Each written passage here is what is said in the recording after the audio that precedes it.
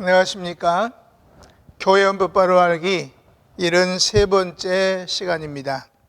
이 강의는 대한예수교 장로회 합동 측 교단 내 목사님과 장로님들이 교회헌법을 바로 알고 준수해서 무질서와 불법이 없는 총회를 이루기를 소망하면서 준비했습니다.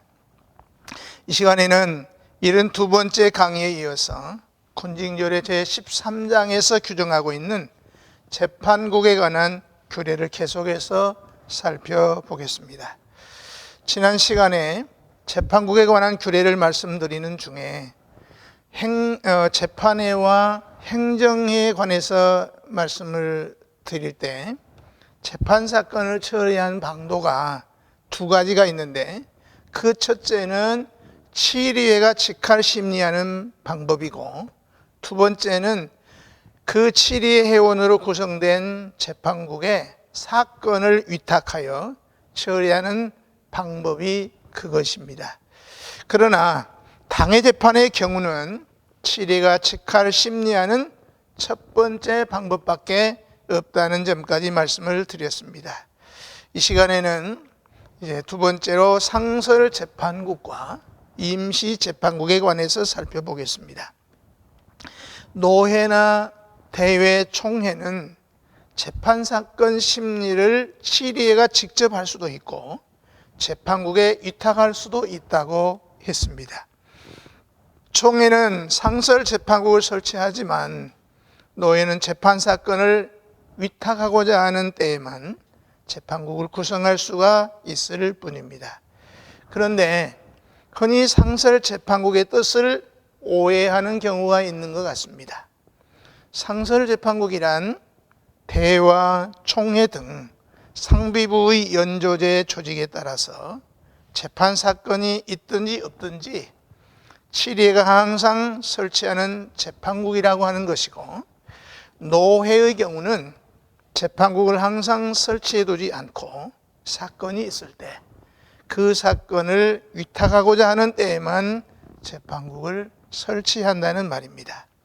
그런즉 총회나 대회의 재판국은 항상 설치하는 재판국이고, 노회 재판국은 때를 따라 즉 임시로 설치하는 재판국일 따름입니다. 세 번째, 상설국과 임시국의 기능과 권한에 관해서 살펴보면, 상설재판국도 치리회가 사건을 위탁해야만 재판할 수 있고, 임시재판국도 치리회가 사건을 위탁해야만 재판할 수 있기 때문에 그 권한에 있어서는 둘은 아무 다름이 없다고 봅니다. 다른 것이 있다고 하면은 총회와 대회의 상설재판국은 상설되어 있음에도 불구하고 치리회가 직할심리하게 되는 경우에는 그 존재 가치가 없습니다. 상설재판국이라고 해도 일반 회원과 조금도 다를 바가 없습니다. 그러나 노회의 경우는 사건을 직할심리하고자 하면 재판국을 설치할 필요가 없습니다. 노회가 재판국을 설치하는 것은 사건을 위탁하고자 하는 때에만 설치하는 것이기 때문에 총회나 대회의 상설재판국원처럼 있으나마나한 경우가 없습니다. 총회나 대회의 상설재판국의 경우는 어떤 사건을 처리하든지 재판국이 없어지지 않지만, 노회의 임시재판국은 사건을 처리해서 보고하고 나면 자동적으로 그 재판국이 없어지기 마련입니다. 총회나 대회의 상설재판국의 경우는 상비이원제로 3조에 나누어 해마다 3분의 1씩 개선하는 것이니까 결국 한번 비선이 되면 3년간 재판국원으로 심의하는 것입니다. 그러나 노회의 임시재판국의 경우는 위탁받은 사건을 판결해서 보고하기까지가 그 임기입니다. 그래서 사건을 회기 중에 판결하여 보고로 종결했다면 그 임기는 불과 며칠에 불과하게 되고, 길다고 해도 거의 한노의 기간 6개월 정도가 될 뿐입니다. 총회나 대의 상설재판국은 회기 중에 사건을 판결하든지 폐해 후에 사건을 판결하든지 치례가 채용할 때까지 당사자 쌍방을 구속할 뿐이라고 하였지만, 노회의 임시재판국은 본 치례가 폐해한 후 본회를 대리한 재판국에서 재판한 안건은 공포 때로부터 본 노회의 판결로 인정한다, 이렇게 규정하고 있습니다. 그러므로 상설이 아닌 굳이 이름을 붙이자면 임시인 노회 재판국의 권한이 상설 재판국의 권한보다 압도한다는 사실을 깨달을 수 있을 것입니다. 네 번째로 환부 및 특별 재판국에 관해서 살펴보겠습니다. 상설 재판국의 보고는 회기 중 판결한 보고이거나 폐해 후에 판결한 보고이거나 치례가 그 판결을 검사하여 채용하거나 환부하거나 특별 재판국을 설치하고 그 사건을 판결 보고하게 한다고 규정하고 있습니다. 즉, 그 판결이 타당하다고 인정이 되면 그대로 채용할 수 있지만, 그렇지 않다고 여겨질 때는 그 판결 사건을 다시 그 재판국으로 환부해서 다시 판결하여 보고하게 할 수도 있고, 다시 그 재판국, 즉 말하자면 상설 재판국이죠, 그 재판국에 맡기는 것조차 합당치 않게 여겨지면 특별 재판국을 별도로 조직해서 상설 재판국의 판결하여 보고한 그 사건을 다시 재판해서 보고하게 할 수도 있다고 규정하고 있습니다. 재판의 신중을 기하는 면에서 매우 잘된 법이기는 하지만, 상설 재판국의 고난을 두고 생각한다면 그 고난을 너무나 허약하게 만든 법처럼 여겨지기도 합니다. 그러나 총회 재판국은 물론 대재판국이라고 해도 도리 개정 사건이 아닌 이상 모두 이 땅에서는 마지막 판결이라고 생각한다면 얼마나 잘된 규정인지 모릅니다. 권징의 대상이 바로 하나의 생명을 온 천하보다 더욱 존귀하게 여기시는 하나님의 자녀요, 혹은 그 종들이기에 오판으로 실족하게 한다면, 혹은 오판으로 권징을 통하여 돌이키게 할 기회를 놓쳐서 결국 멸망을 안겨주는 결과가 된다면 차라리 연자맷돌을 그 목에 달리우고 깊은 바다에 빠뜨리는 것이 나으니라고 하신 교훈에 의합한 그런 규정이 아니겠는가 여겨집니다. 다섯 번째는 취소와 직할 환원에 관해서 살펴보겠습니다. 노회의 임시재판국의 경우는 치례가 폐해 후에 판결하였으면 폐해 시부터 본 노회의 판결로 인정한다고 하는 것은 이미 말씀드린 바와 같고, 재판국의 고난을 두고 생각한다면 상설 재판국보다 훨씬 강력한 고난이라고 하겠습니다.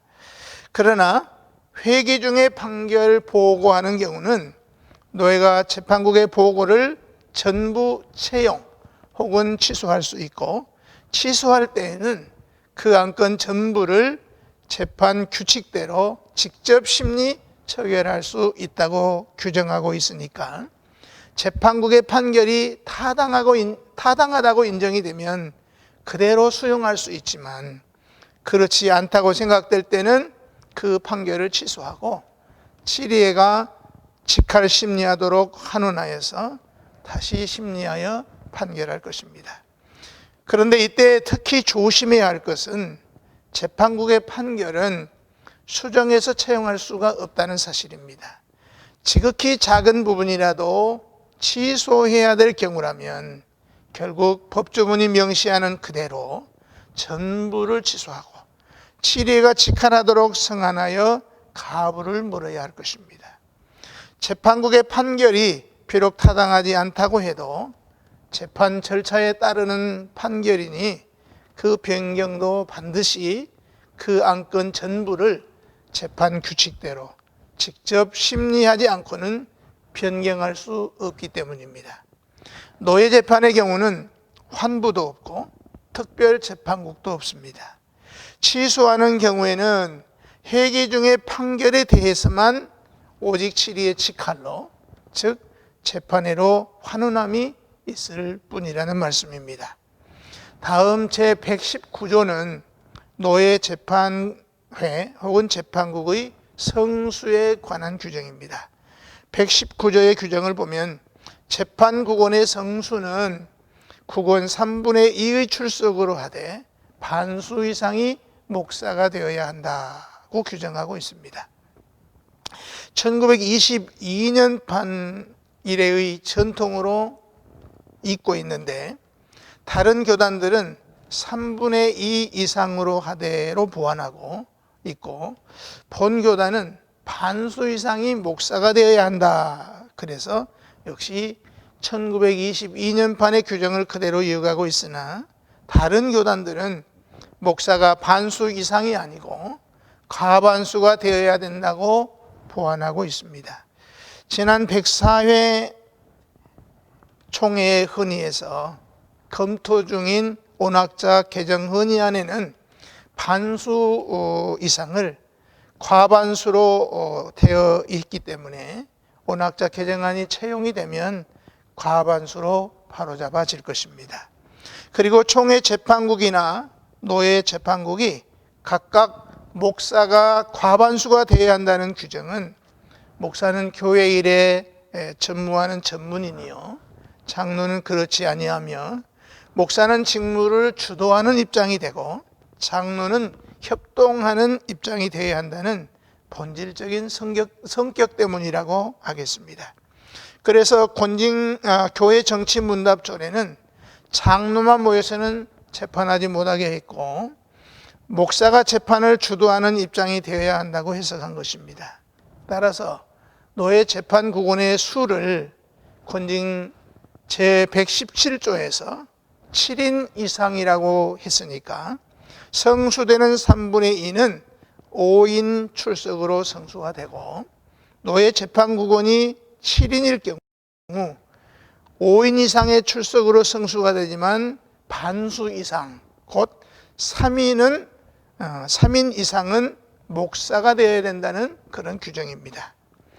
정치문답조례 206문에 보면 반드시 목사가 있어야 될 특별한 회석이 무엇이냐에 대해서 당회가 재판회로 회집할 때이니 목사의 출석을 성수 요건으로 삼아야 한다고 해석하고 있고 또한 208문에는 재판회로 회집할 때 특별히 목사가 회장이 될 필요가 무엇이냐에 대해서 재판하는 일은 치리권의 제일 높은 행사로 책임이 중대한데 목사는 교회 법규와 권징조례의 지식이 풍성하고 경건한 정신훈련을 더 잘했다고 간주하기 때문이라고 해석하고 있습니다. 다음 120조는 노예 재판국의 재판 기일과 장소에 관한 규정입니다.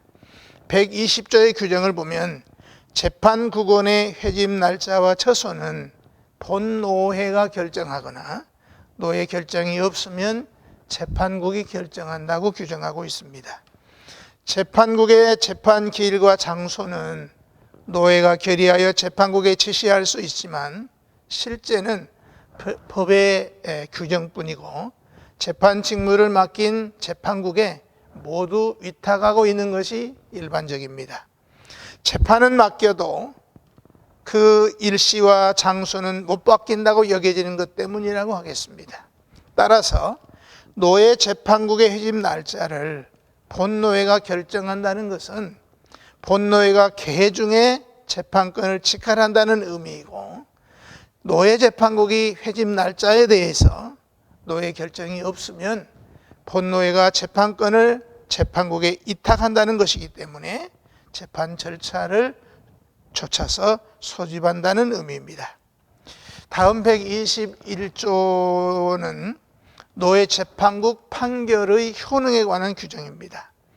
121조의 규정을 보면 재판국이 본노회 계시무 중에서 위탁받은 안건을 판결하였으면 그 판결을 즉시 보고할 것이요, 보고한 후에는 본노회의 판결로 인정한다. 1. 노회가 재판국의 보고를 전부 채용 혹은 취소할 수 있고, 취소할 때는 그 안건 전부를 재판 규칙대로 직접 심리 처결할 수 있다. 2. 본치리가 폐회한 후 본회를 대리한 재판국에서 재판한 안건은 공포 때부터 본노회의 판결로 인정한다. 규정하고 있습니다. 노회 재판국의 판결 효능은 판결 시기에 따라 달라집니다. 노회 회기 중에, 즉 노회가 회집되어 회의 중에 판결했다면 재판국의 판결을 본회에 보고해야 되고, 본회는 그 재판국의 판결을 전부 채용할 수 있고 전부 취소할 수 있습니다. 즉 일부만 수정하거나 채택하지 못한다는 규정입니다. 전부를 취소한다는 뜻은 결국 재판이 잘못됐다는 것이니까 이때는 재심하게 하든지 직할 심리하든지 재판국을 해체하고 새로운 재판국을 구성해서 심리하게 할 수도 있습니다. 그러나 노회가 폐회한 후에 재판국에서 판결했으면 그 재판국 판결 공포때로부터 바로 본노회의 판결로서의 효력이 가지게 됩니다. 이는 재판국이 맡은 사건에 대해서는 본노회와 그 권한이 동등하기 때문입니다. 그러면 후자의 경우에 동등하다고 하면서도 본노회 보고는 왜 하는가? 보고해야 한다고 하면은 아무래도 재판국이 본노회와 동등하다고 우길 수 없지 않겠는가 하는 이런 의구심을 가지는 이들이 적지 않을 것입니다. 그러나 노회 폐후에 판결한 재판국의 판결을 본회에 보고하는 이유는, 첫째, 같은 노회원이라도 당사자나 재판국이 국원이 아니라면 그 판결에 대해서 아무것도 알 수가 없으니 광고 보고의 성격이 있다고 하겠습니다.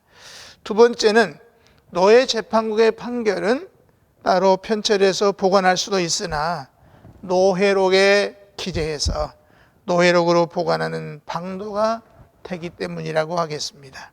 노회가 보고를 받으면 받은 대로 노회록에 오르기 때문입니다. 세 번째는 어느 이유보다도 가장 중요한 것은 그 판결에 대하여 노회원들에게 이의나 항의를 할 수 있는 기회를 부여하기 위함이라고 하겠습니다. 판결의 변경을 구하는 상소는 당사자 밖에는 할 수가 없지만 이의나 항의는 일반 회원들도 할 수 있는 권한이기 때문입니다. 만일 재판국의 판결 보고가 필요치 않다고 하면 그것은 일반 회원들에게 이의권과 항의권을 행사할 기회조차 박탈하는 그런 결과가 될 수밖에 없을 것입니다.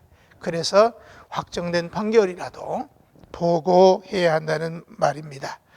이상을 정리하면은 노회 계중 재판국에서 판결한 것이면 노회에 보고하고, 노회는 전부를 채용하든지 전부를 취소할 수 있습니다. 즉 일부를 채용하거나 변경하지는 못한다는 것입니다. 두 번째는 전부를 취소할 때에는 본회에서 직할 심리할 수도 있고 새로이 재판국을 구성해서 위탁할 수도 있습니다. 세 번째는 폐회한 후에 재판국에서 판결한 것이면 그 판결은 노회의 판결로 인정하고 후일 노회가 개회되면 광고보고로 끝난다 하는 것입니다. 다음 122조는 재판 기록에 관한 규정입니다. 122조의 규정을 보면은 재판국 서기는 재판 사건의 진행 전말과 판결에 대해서 상세한 기록을 조제하고 회장과 서기는 그 기록의 정확을 증명하기 위하여 이를 등본 날인하여 원 피고와 본노회 서기에게 각 한 통씩 교부한다고 규정하고 있습니다. 재판 기록은 후세의 증거 자료가 되고 혹은 역사 자료가 되는 중대한 문서라고 하겠습니다. 특히 재판사건 진행 전말서 등은 판결의 배경을 낱낱이 헤아리게 하는 중요한 핵심 구실을 하게 될 것이기 때문에 재판국에서는 판결문 작성으로 끝내지 말고 판결문 작성 이전에 심리 전말서를 먼저 만드는 일이 옳다고 하겠습니다. 특히 재판국 회의록도 성실하게 작성해서 노예로부터의 사건 위탁에서 시작하여 판결 언도까지의 전체 과정에 온갖 문서를 다 갖추어서 재판국 서기와 재판국장이 서명 날인해서 본노예 서기에게 넘겨가지고 보존하도록 할 일입니다. 기록 없는 판결은 그 판결이 아무리 정당한 것이라도 남에게 후일에 참고할 내용이 없어서 엉터리 판결처럼 비춰지기가 쉽고, 더구나 사건이 상소되는 경우에 올바른 판단을 하고도 뒷받침하는 문서가 없어서 뒤집어질 위험마저 있다는 사실을 명심하고 더욱이 기록을 소중히 여길 수 있어야 하겠습니다. 이상을 정리하면 재판이 종결되면 재판국 서기는 재판의 회의록과 판결문을 작성하여 회장과 서기가 날인하여 보관해야 한다는 것, 그리고 두 번째는 이렇게 작성된 서류를 원피고와 노예 서기에게 각각 한 통씩 교부해야 한다는 것입니다. 다음 123조는 노예 재판국의 보고와 상해의 검사에 관한 규정입니다. 재판국은 그 판결을 본노예 서기에게 위탁 보고하든지 친히 보고할 것이요, 본노예 서기는 그 기록과 본의 회록을 함께 상회에 올려보내어 검사를 받는다고 규정하고 있습니다. 노예 재판국의 보고는 재판국장과 재판국 서기 명의와 노회장 기하로 된 보고서를 본회석상에서 낭독할 것입니다. 무슨 이유에서인지 이 보고를 노예 서기에게 위탁하여 대리로 보고하게 하는 규정이 1922년판 이래로 이어지고 있는데, 왜 그렇게 했는지 알 수 없지만 아마도 그 배경은 노예 재판국장과 서기의 부담도 줄여주고 건덕상 재판에 직접 관계하지 아니한 노예 서기의 보고가 더 유익하다고 여기는 데서 조문의 설정의 이유를 찾아야 된다고 생각합니다. 재판국이 보고할 경우 가령 극렬히 싸우는 원고나 피고 쌍방이 다 방청석에 있어서 보고여에 따라 노예 장소에서 난동을 부리는 일도 예상해야 될 험악한 분위기라면 더욱이 재판에 직접 관계한 국장과 서기가 보고하기보다는 오히려 제3자 격으로 여겨질 수 있는 노예 서기의 보고가 건덕상 유익할 것입니다. 그러나 재판 사건을 위탁을 받아서 재판한 재판국장과 서기 등 같은 재판국원들이 본회의에 나와서 직접 보고하는 일을 두려워한다면 도리어 비겁한 태도라고 비난받아 마땅하지 않겠는가 생각됩니다. 정정당당한 판결을 해놓고 건덕을 빙자해서 책임을 회피하는 자세는 찬동할 수가 없다고 하겠습니다. 두려워하는 것은 그럴 만한 이유가 있기 때문이라고 여겨지기 쉬우므로 굳이 보고를 남에게 위탁할 이유가 없다는 말입니다. 이상의 내용을 정리를 해보면, 첫째, 노예재판국은 판결 사건에 대해서 본노예 서기에게 보고하게 하든지 친히 보고해서 결의를 받아야 한다 하는 것이고, 두 번째는 노회 개회 중에 재판국에서 판결한 것이면 노예에 보고해서 채용해야 되고, 패한 후에 재판국에서 판결한 것이면 그 판결은 노예 판결로 인정하고 후일의 노예가 개회되면 광고복으로 끝난다는 것입니다. 그리고 세 번째는 노예 서기는 재판국에서 보고한 사건의 판결의 기록과 본회의록을 함께 상회에 올려보내서 검사를 받아야 한다는 규정입니다. 여기까지 73번째 강의를 마치겠습니다. 감사합니다.